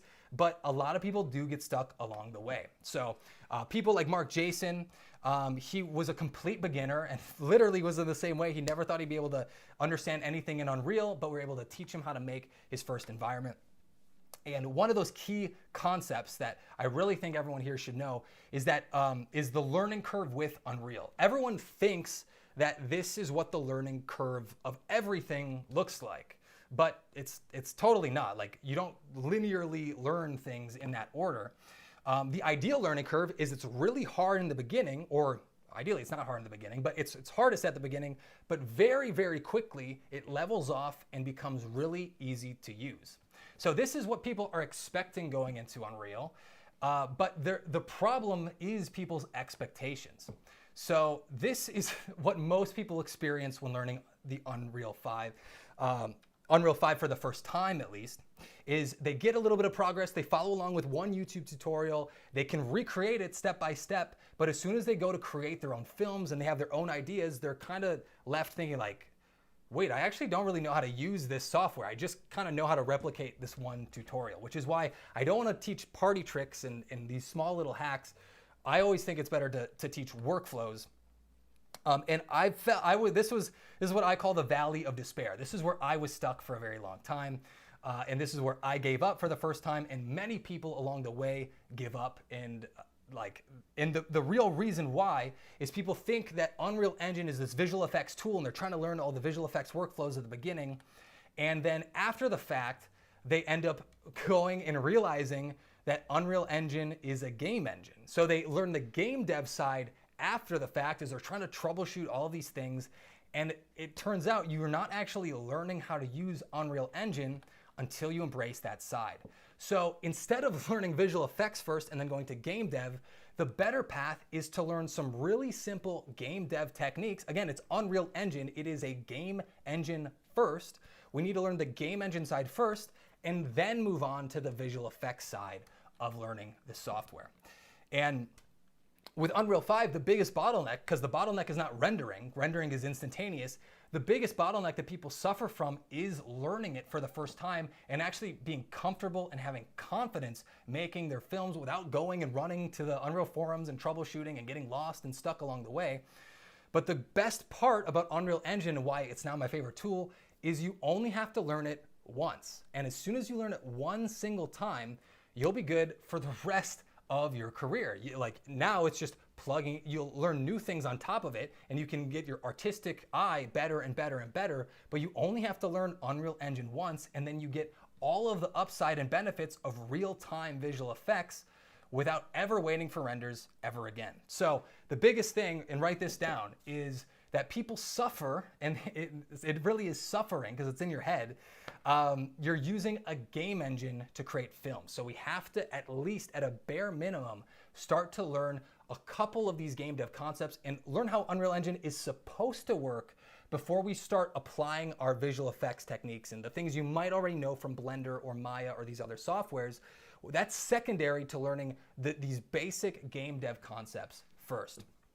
And when you're able to tie game development and visual effects together, it's really incredible. So that was what was so cool, honestly. I mean, there were so many cool things about working on Avatar and that experience, but the thing that really stuck with me was the power of being able to work side by side, shoulder to shoulder, with these brilliant supervisors and artists that worked at Pixamundo. So Sepp Sontag and Zach Dubensky and I'm already blanking on names. There's so many incredible artists that work at Pixamundo and in their virtual art department and on their virtual production team. And I felt so grateful that I could sit next to them and learn from all of these people and learn these advanced techniques. And because if I was just trying to learn it by myself, it would have taken 3 or 4 times longer to get up to speed. So by being able to actually learn from some really great people and then apply my perspective from the visual effects side, that was finally what gave me the unlock of being comfortable for the first time inside of Unreal.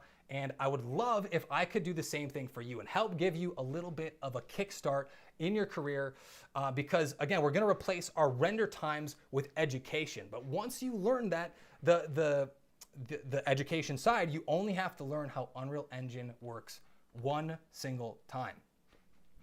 So I did put together, there's some really exciting stuff coming for Unreal Fundamentals that I want to announce. I know some of you out here are already students from Unreal Fundamentals. We have a brand new chapter dropping Monday, 4 days from now.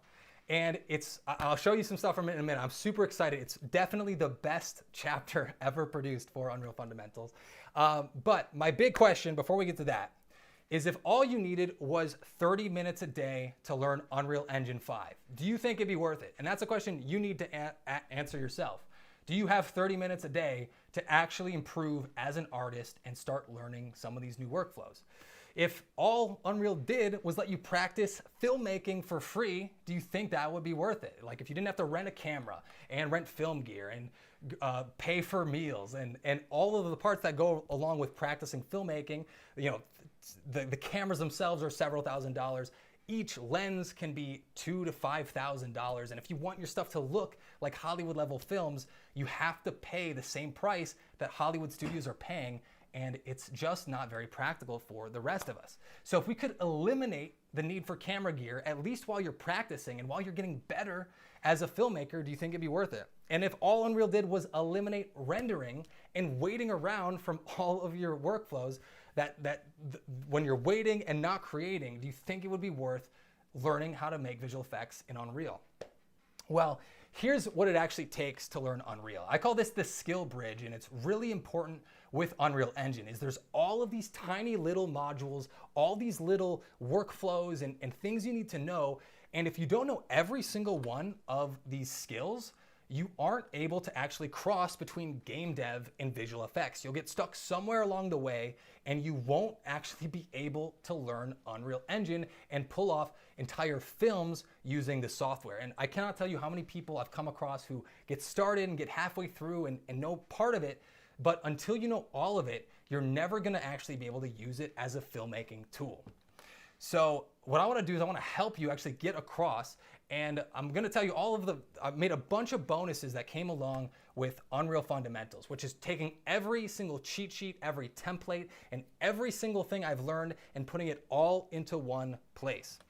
So really briefly, the problem here too with learning through YouTube, and again, I've learned through YouTube for Unreal, so it's absolutely a path to learning. I think everyone realizes that if you learn through YouTube, you just need to go back to the documentation, and that's the real way to learn, and then you can suffer through that and really having to understand game development, which is why that can be very tricky. But the real problem with YouTube is that they're trying to teach you features when you really need to learn workflows. You need to learn how the work flows between each one of those different segments, from blueprints and how it feeds into movie render queue and how it feeds into your compositing software, into your editing software, because again, we're trying to make films, we're not trying to make games. So we have to learn how all of it flows into your final image. And that's why it's so tricky. A lot of people, and that's why I'm trying to put as much as I can out on YouTube, is because the people out there teaching these workflows, they haven't even finished a film of their own in Unreal Engine. And the people that are teaching game dev oftentimes have never even finished a game. So it's so hard to know who's right, who's actually done it, who's telling the truth, what's actually used every day on set of these different, used on set in virtual production or whatever the use case is for the people using it as a career. So one of the things I love and one of the things that I think will help the most to help you just get through all of these different skill gaps is, again, that last 20% can often take 80% of the time. There's so much guesswork in this very last step of going from Unreal to just placing it in your editing timeline. Like, how do you actually go from a game development viewport into your final editing software? So no, we're not gonna do the old school way of rendering. One thing that I built is the actual presets I used and tested out, literally battle tested in a real world production on War of Being. I took every single one of those templates and packaged them up so you have 9 super easy to use, high quality templates that are literally the fastest templates I could possibly make. I measured all of them with time. Like, I actually did all of the tests. I did all of the hard work for you. These are the actual answers to what are the fastest render presets out there. There is a definite answer, and I collected every single one of them in the lightning fast render presets, which again, you'll get for free if you want to join Unreal Fundamentals. So, and if for the more advanced visual effects artists out there coming from the old school ways and want to use some of the tricks that come with old school visual effects, and there are some really great tricks that I use to this day, there's also the ability to render out AOVs and render out render layers and that entire workflow. Now, I'm not expecting everyone to know that, so don't worry. But for those of you that want to take your renders to the next level, we'll render out EXRs and we'll render out AOVs, and we have all the templates for that too. So that's what I used here. So this is a render that took, as you know, let's see, how long did that take to? So this shot here, if it's a 5-second shot, using the Play Blast render preset here, a 5-second shot takes 7 seconds to render. Like, that's literally how fast it is. But again, we kind of want to take our shots to the next level and add that extra layer of compositing.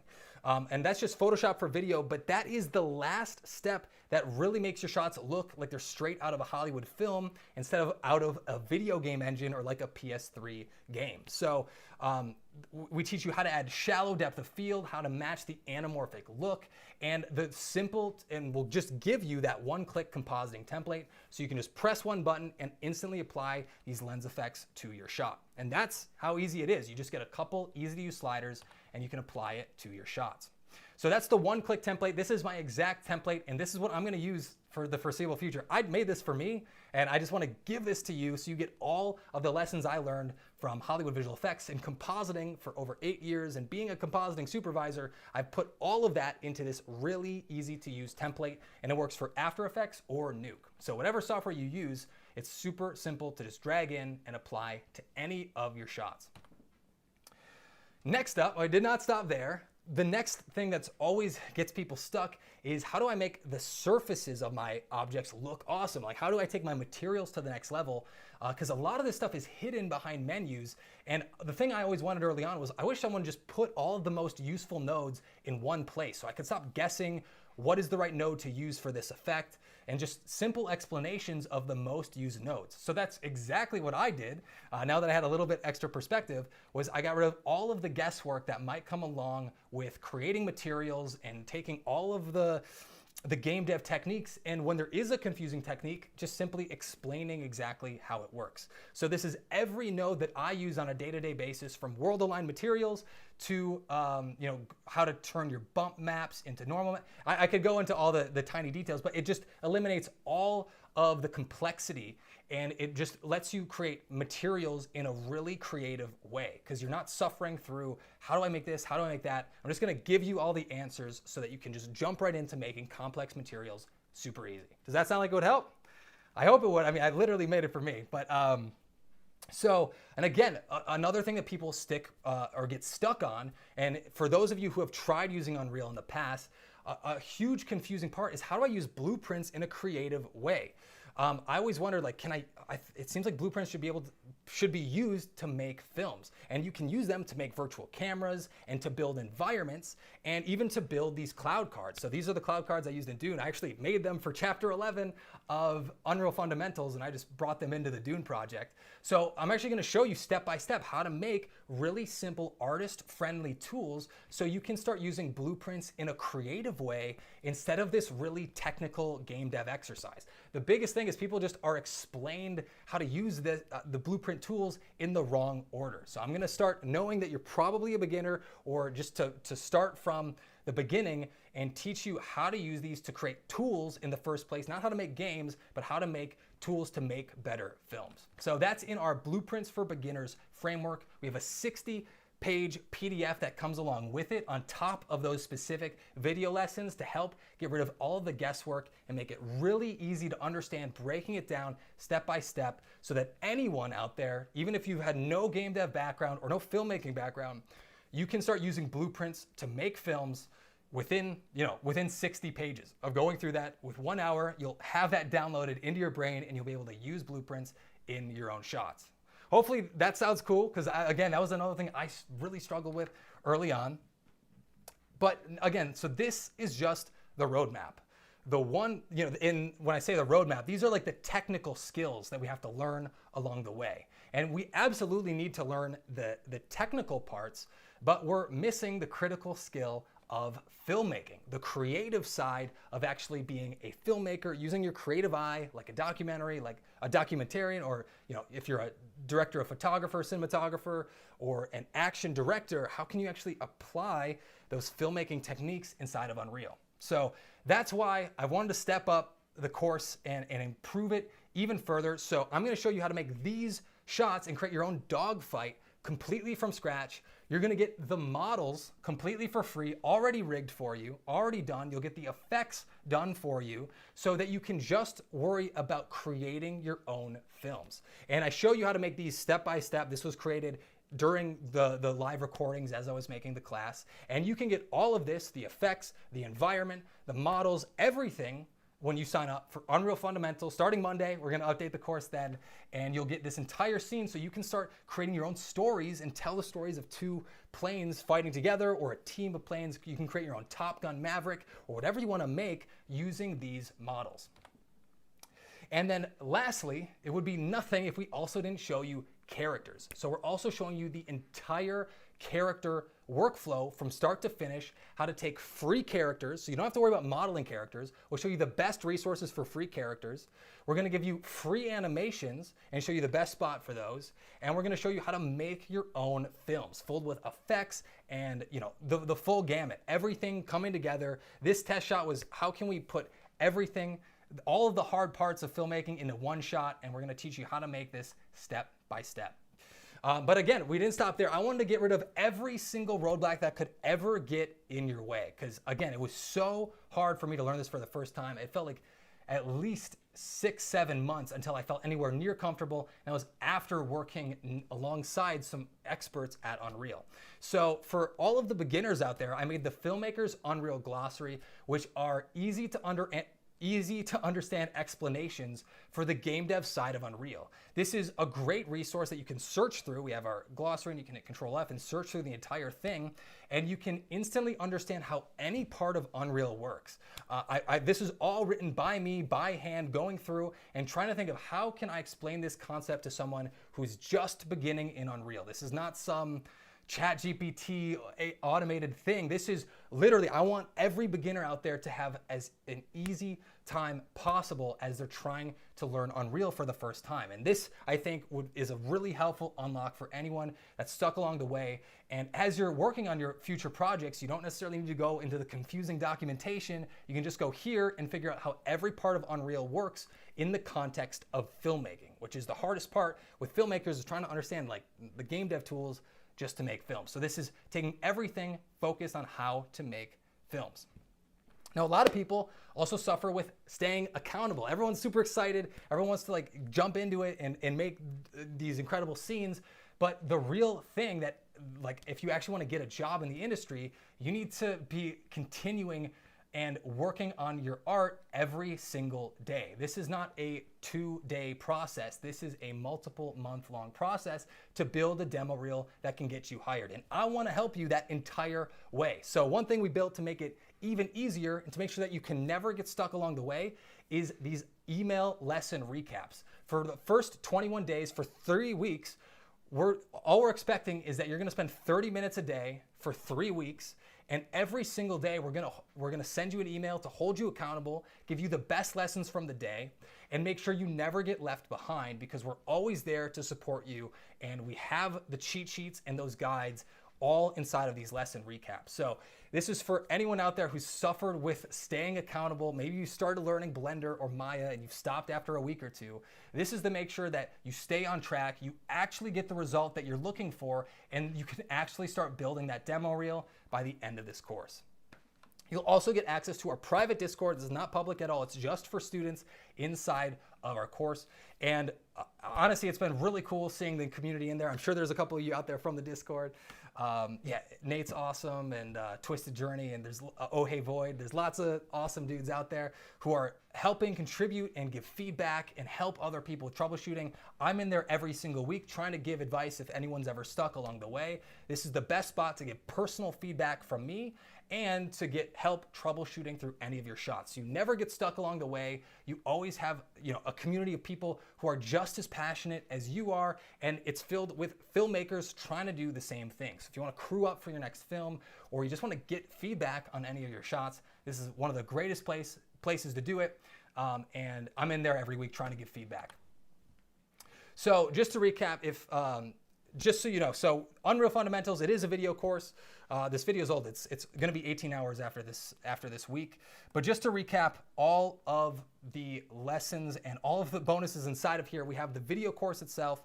We have blueprints for beginners. We have the one-click compositing template. We have our material cheat sheet. We have the blueprints for beginners cheat sheet. We have lesson recaps and the private Discord and the filmmaker's glossary. And lastly, we have the beginner's hotkeys cheat sheet, which is new after this week, which is just going to eliminate all of the guesswork and make you lightning fast inside of Unreal. So normally this is $500. This is all of the lessons I've learned along the way.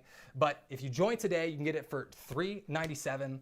And just so you know, it's been at that price point for a while, but after this week, so after Sunday, the price is permanently going up to $497 because I'm adding in this extra chapter. I'm giving you free models. I'm giving you like the most advanced filmmaking training I've ever seen out there.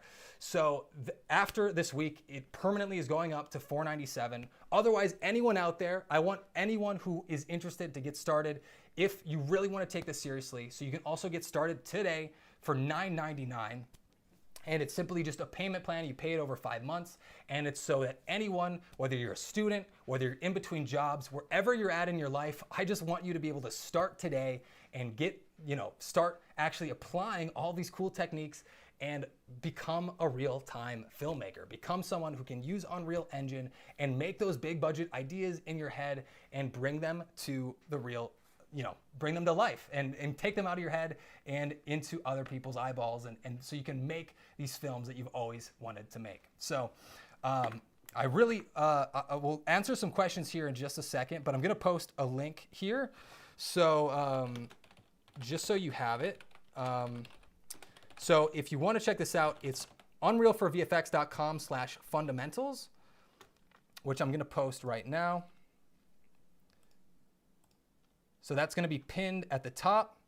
So yeah, you can check that out. So Unreal if you're curious about what's inside of it, I know I went through all of that stuff super fast. I'm super passionate about it. Hopefully I didn't talk too quick over these last couple minutes here. But if you want to look even further, just go to unrealforvfx.com/fundamentals. Just delete checkout from the link. And you can go through all the info. You can see everything inside of it. And I actually want to show you one extra thing that we made. It's one of the coolest things I have never seen out there. Again, this is really just my way of, I should say this too. A lot of people have asked me over the years, like, why are you putting out a course? You could, if you really want to do this, why don't you just, make films or whatever, or work at visual effects studios. And to me, I want to make films. I want to use these techniques and use Unreal Engine to make my own TV show, which you'll be seeing over the next year, is the process of building that in public in front of everyone and teaching all the lessons I have along the way. But more important than that, I want everyone who's, most of the best artists out there in the world don't know Unreal Engine, and someone has to teach them these Unreal filmmaking workflows. So I wanted to do it once, I want to do it right, and I want to do it for anyone that wants to learn, whether you're a complete beginner or you're an industry pro trying to migrate over. So literally, instead of doing a Kickstarter and trying to sell t-shirts or something, I want to make a TV show. This is my way of doing it. And by giving it back and trying to help everyone out there who wants to go to that next level, who wants to get a career in visual effects, I want to help teach you everything I've learned along the way. And I mean it. I'm not holding a single technique back. These are the exact templates and cheat sheets that I use every single day.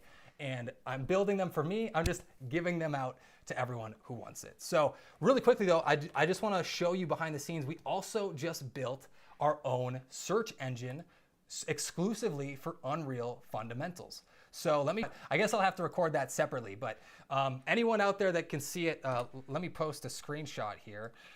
So I'll at least put it in the chat so those of you out there can actually see this. But literally, you can go through and see all of the search results. I'm going to put this in the chat, so at least you have visibility over how the search engine works. We spent a ton of time on it. So it's, literally you'll find any result. You'll find my answer to how to apply or use any workflow out there. You'll get the Unreal documentation in the first place, and you'll get an auto-generated answer, which will probably give you the exact right answer because it's just based off of what we've already done. So we're trying to use AI in creative ways, but the real cool thing here is that you can simply click on any video and just jump directly to that time code. And that's our way of trying to help out and eliminate any single problem that you have along the way. So again, that's unrealforvfx.com/fundamentals if you want to check that out. And the real goal here is how we want to help you become a filmmaker in Unreal. And if you want to work on set and you want to work in virtual production, this is the exact skill set that you need to be job ready and work at any of these studios or work on set in virtual production. And we'll kind of go through this entire process showing you how to make your own films, the best spots to find free characters, how to transform animations and take free animations and apply them to any character, how to bring those into any environment, and also build your environment from scratch so you can literally create your own action scenes by the end of this training. We've had some really great feedback so far. Like I've already shared Mark Jason's story, which is super cool. We've also had people who are already industry pros trying out our training. So Howard Gersh was an ex-ILM senior TD, and this was for the Unreal the Nuke training, but he said, yeah, his shots would have truly benefited from all the cool nuggets he learned in this masterclass, which is honestly such a cool thing, even just for me to know that, hey, it's resonating with people of all skill levels. It's not just what I think might be a good idea. It's actually working for other people. Jonas is also known as Zalushi on YouTube. He started off as a complete beginner in Unreal. He made VR videos. And he started using this to make his own cinematics for his own YouTube channel, which has been super cool to see. There's some public on his YouTube channel. He said he knew next to nothing, but now he can build scenes and cinematics from scratch. So I've actually just recently put together our student reel of like, okay, this is cool, but what have people actually made from this course? Have people made cool stuff? And I think so. So Jay Lee and Zalushi, there's some really great people who are active in the Discord. This is all the work that was finished after our students went through Unreal fundamentals. Felipe made some really cool shorts, and yeah, trying to recreate some of the looks from your favorite Hollywood films. We're trying to teach the entire filmmaking workflow step by step. And you can see it's not just people recreating the project files we already made, it's people taking these skills to truly make their own film. Not just not just following a tutorial, but learning the skill set to transform your skills and make your own films and be ready for film studios. So yeah, super proud of everything that all y'all have made from the course, and the Discord has been super rewarding to help in any small way, to give feedback. But honestly, most of this was given, I didn't even give feedback. This was just students who finished the course and then continued to make their own film. And this is what they were able to make after going through this training. So I really hope that, and also Tom Davis, who's at Sony ImageWorks, ended up using this to learn the character and animation workflows. And yeah, it was really cool. And at this point, we've had quite a few students going through, over 500 different people who have joined, who are filmmakers and visual effects artists just like yourself, who have been able to start as complete beginners and learn this entire skill set in a really approachable way. We've been constantly updating it over the last 6 months, and obviously we're adding in this new chapter just for people who are joining today. Let's actually go back. I didn't show the let's show some of the student reel here. yeah, we have our student reel, which is all the different shots that were made using after finishing Unreal Fundamentals. So taking all of the techniques, the strategies, and the workflows. But again, these are not one-for-one remakes of shots we made. These are people going out on their own, using their own creative eye, and applying Unreal Engine, and using it to make original ideas, make their own films, make their shots look just like their favorite Hollywood movies, and make some really incredible work. Yeah, just super proud of everyone out there, and I really hope anyone that's in Unreal Fundamentals continue to post in the Discord. I'll definitely be even more active in the next coming weeks as some of these bigger projects are coming off my plate. So yeah, we're really trying to teach the workflows and the techniques. These are not just step-by-step tutorials. These are the skills to actually create your own films. So yeah, like I said, Tom Davis joined. And yeah, we've had some really great feedback over the last couple weeks here. So yeah, that's Unreal Fundamentals. Check it out. It's going to be $397 for only the next 48 hours. After Sunday night, we're raising the price up to $497 permanently going forward. So if you want to get it for the lowest price possible, this is going to be the best way to do it. You'll get all of the bonuses. You'll get chapter 11. You'll get the AI search engine. You'll get everything included right here for the next 48 hours. And also as an added bonus for anyone that signed up for the Dune Masterclass, specifically if you showed up today and you signed up for this class, or you're watching the recordings right now, I'm also gonna just give you the entire project file for Dune. So I'm gonna give you everything completely for free, so you can go around, look how I made these exact shots, and apply them in your own scenes, or even make a scene from scratch using these environments. So I really just wanna give as much as I can to everyone out here who has stuck with me and stayed through all of this. I really want to just give everything I possibly can, and that's my way to try to over deliver as much as possible. So yeah, whether you want to pay all at once or you want to pay in installments and just get started for 99 bucks, you should also know that we have a 30-day money back guarantee that's completely open. There's no questions asked. If you didn't get what you were hoping for out of this course, you have nothing to worry about. I'll refund your entire payment the same exact day. And again, we're just doing this instead of doing a Kickstarter to raise money for a film. This is our way of trying to train the next generation of Unreal artists, but also try to give you everything that I can and over deliver on every single part. Everything I have is in this course, every technique and every cheat sheet. I've made it easy and simple to understand and put it in this course. So real quick, we'll open this up for just a couple questions. I know we're running long, so it's only gonna be for the next 10 minutes or so. Really quickly, just the one question I get every single time, so I just wanna address a couple of these right off the bat. A lot of people wonder, what computer do I need? Is this gonna work for my machine? Well, the good part is Unreal is completely free to just try out and download and open up a project. But the one thing I always recommend is it works great on pretty much every gaming PC out there. So if you have any gaming PC, you probably can absolutely run this exact project file on your existing hardware, which is really cool. And then MacBooks are also, Unreal Engine kind of made its architecture to work on the new generation of Macs. So whether you're PC or your Mac, it totally works. There's still working on some features, so the next version of Unreal is probably going to be the ultimate version for Macs, but you can absolutely get started and upgrade your machine as you learn and as you're working on bigger and better projects. Once you're finally ready to take on a freelance project, you can then put that into the budget, use it to upgrade your own machine, and use that to actually make bigger, better films, get better GPUs, and upgrade your desktop. I think that's the best way to do it, but I would say definitely start with what you have. Don't be waiting. There's always an excuse to wait around and like, nah, maybe later. But if you actually do, if you're a filmmaker at heart and you've ever thought about trying to make your own films, this is gonna be the best way to do it. And you can do it with pretty much any gaming PC.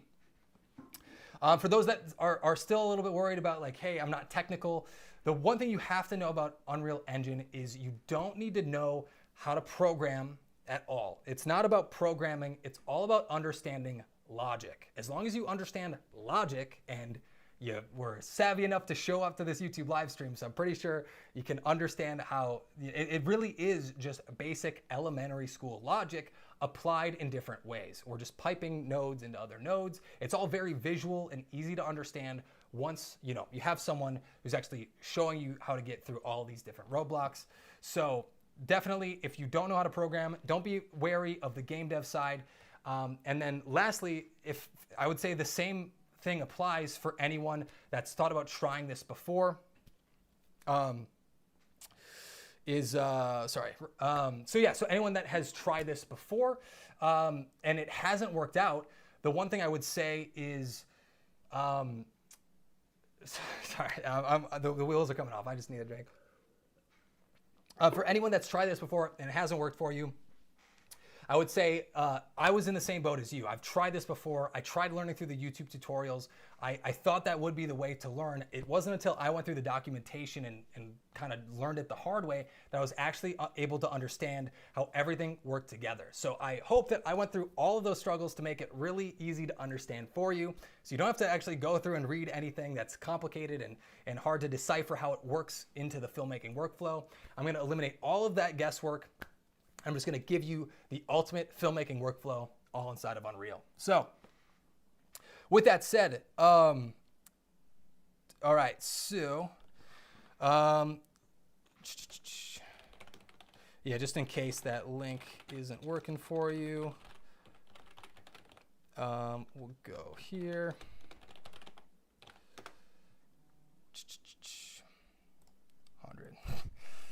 So yeah, if you guys have any questions, absolutely right now, leave them in the chat. Would love to know if you got any questions. Nice. Yeah, Alex Hanneman, go check out his channel too. And check out unrealforvfx.com/fundamentals. Just cut out the checkout part of the link. If you want any more info, if you're curious about what's inside of it, kind of our thought process behind it, that's going to be the best spot. But yeah, you have until the end of Sunday night. That's when we're going to raise that price and we're going to go back to $497 permanently because we're adding in all this extra stuff. An entire brand new chapter, 2 hours of how to make films inside of Unreal on top of the entire technical workflow. This really is the fundamentals. It's the foundations behind these films. So yeah, how do we get the Dune file if we already bought it? I'm going to send out an email to everyone inside of Unreal Fundamentals Monday when we release that new chapter. If you signed up for Dune and you're already in Unreal Fundamentals, you'll be getting both of those upgrades on Monday, and we'll send that out by Monday afternoon. So you'll get that. Thanks for that question. Do you think Unreal will eventually update its modeling features to include something like hard surface modeling? I definitely think it's possible. I think still it's always about what's the best tool for the job. And ultimately for people that want to do really high detail technical hard surface modeling, the great part about using Blender or Maya for modeling is you are working in real time. So if you're used to any of those softwares, that still can be the best way to do that in real time. But just now, I wanted to show the environment workflow on how you don't have to make these really high poly technical, these technical models. You can have everything all created inside Unreal Engine. But I'd still recommend if you were gonna make an ornithopter from scratch or a tank or a helicopter, you probably wanna create that in Blender or Maya or even ZBrush, depending on your existing skill level. And then just simply import those into Unreal. And that's gonna be the best way forward. What happens after 4 months? Okay, yeah, so for the people that pay in payment plans, if you get through all payments, you just get lifetime access to the course. So yeah, lifetime access does not get removed. As long as you finish all 5 payments and you're paid up, you will get lifetime access. We'll keep it up as long as we possibly can for the next 3-5 years, whatever it is. As long as it's supported, we're gonna keep it up. We'll keep it live. We'll have the search engine there. We'll host everything. You'll get the cheat sheets. You'll get the templates. You'll get Discord access. You'll get the search engine, which is like you need to be on the website to actually see the search engine. So yeah, that's all going to be there. How easy is it to import camera tracking for visual effects shots? It's actually really easy. So the brief thing on that, Yuval, is in Sequencer. You might want to write this down. In Sequencer, just press the little wrench icon, and then there's gonna be an import button, and then you just import .fbx files. And also in the Unreal to Nuke Masterclass, which is a separate training, I show you the entire workflow to camera track. So if you ever wanna recreate a shot, or you have shot someone on a green screen, and you wanna make a CGI background from them in Unreal, that's where the Unreal to Nuke Masterclass comes in. We'll show you how to camera track any piece of green screen footage. I'll teach you all of the best techniques to key that live action footage. And then we show you how to take that camera and import it into Unreal Engine in the fastest way possible using the USD workflow. So you can literally create and recreate your real life camera movement and bring that into Unreal in this really simple and easy to use workflow. We go through it entirely step by step. So if you're really interested in live action footage and combining that with Unreal, I would definitely check out the Unreal to Nuke Masterclass, which you'll see at the checkout page. But yeah, it's actually very, very easy. Let's just check here. Sorry that the links seem, oh man, yeah, sorry, I'm messing up with the links here. I apologize for that. Let's just make sure this one's good, and then we'll proceed from there. All right, sweet, okay. Fix the checkout link, sorry about that. Check that out now if you're interested. And again, just go to unrealforvfx.com/fundamentals if you're having any issues there. So, is Dune going to be available to current students? Is Dune going to be available for current students, Gregorio? Yes, it is. You'll get the entire project file if you signed up for the class. Just make sure you registered at unrealforvfx.com/Dune, because I'm going to only send it to people who have been signed up for that and signed up for Unreal Fundamentals. So just make sure you're registered and you'll get both. Otherwise, just shoot us an email at learn@unrealforvfx.com, and that's where our support team will get back to you. And we'll definitely make sure that everyone who is here and showed up gets access to the Dune environments if you sign up for Unreal Fundamentals. Is the checkout link still not working? Hello? Okay, the new link works, so check that out. That's gonna be your best spot. Okay, so I'm just gonna try to go through, is Dune going to be available for current students? Yes.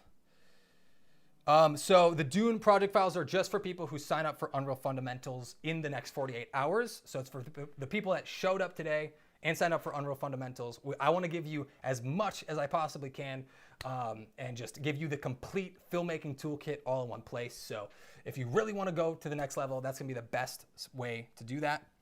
And yes, you will get lifetime access no matter what. I'm just looking through any more questions here. My chat's pretty small on my screen, so I'm trying to just go through any of the last questions. And yeah, Oh Hey Void is also saying, yeah, he started on a gaming laptop and then upgraded once he learned about Unreal Engine. I think that's a great way to approach this, is just try it out on whatever your current hardware is. And again, you can just download it for free and download project files for free. We show you where some of the best resources are, the best project files that you can download that are already out there on the Epic Games Store, which is sort of the portal for everything Unreal Engine. If you're looking for some project files to test out, I would go to unrealforvfx.com/free-downloads. It's at the top bar on unrealforvfx.com. And I actually have a complete PDF, 3-page PDF of all of the best project files that you should check out and download and study from that are completely free, that anyone can download right now as well. I would check that out. That's at unrealforvfx.com/free-downloads if you want to look and test out your machine on Unreal Engine. And yeah, and where do you get JDisplacement? I would just Google it, but it's an independent software, but JDisplacement is, yeah, I would just Google that and you'll find the link right away. And if we purchase the Unreal Fundamentals before Sunday, does the new section get released on Monday? Yes, so the new chapter in Unreal Fundamentals, the dog fight and the plane fight, where you'll get the free 3D model of the plane completely rigged so you can throw it in your scenes and animate it. That is going to be all available, project files updated starting Monday. So I'll be updating, it'll be a very big update on the portal. You'll see exactly where to get it, and I'll send you all an email if you're enrolled, so you'll know exactly when that update is live and how to update your project file. So anyway, I've been talking for way too long, and I know some of you have been here for all for the entire 2 hours. So I want to thank every single one of you. I know all of you are filmmakers at heart. If you stuck around to this point, you are my people. I hope to give as much as I possibly can through Unreal Fundamentals and through the YouTube channel. I'll be doing even more breakdowns on this environment in the coming weeks. So subscribe to the channel if you haven't. It would mean the world to me, and share any of the YouTube videos to someone who's like you and wants to learn Unreal and how to use these real-time workflows to make bigger and better films. Really appreciate you sticking around to the very end. And yeah, just go to unrealforvfx.com/fundamentals, and you have 48 hours until that price goes up permanently because of the new upgrades to the course. So you'll get the Dune Masterclass, you'll get Unreal Fundamentals, you'll get the beginner's cheat sheet, you'll get the beginner's hotkeys, you'll get the filmmaker's glossary, you'll get my one-click compositing template, you'll get the blueprints for beginners framework, private Discord access, and everything else I've included that I can't think of because my brain is short-circuiting. You'll get all of that, everything I've ever created, and all the things I use every day when you sign up. So appreciate every one of you supporting. It'll go directly back into hiring artists to make bigger and better films and make that animated TV show by the end of this year. So really appreciate every single one of you who's considering supporting and also taking that next step to actually create your own films and maybe work at a visual effects studio or on set in virtual production. I'm gonna go watch Avatar: The Last Airbender and see how it was. I haven't seen anything since we shot it over a year ago, so I'm gonna check that out. But I hope you have a great night, and yeah, we'll see you on the flip side.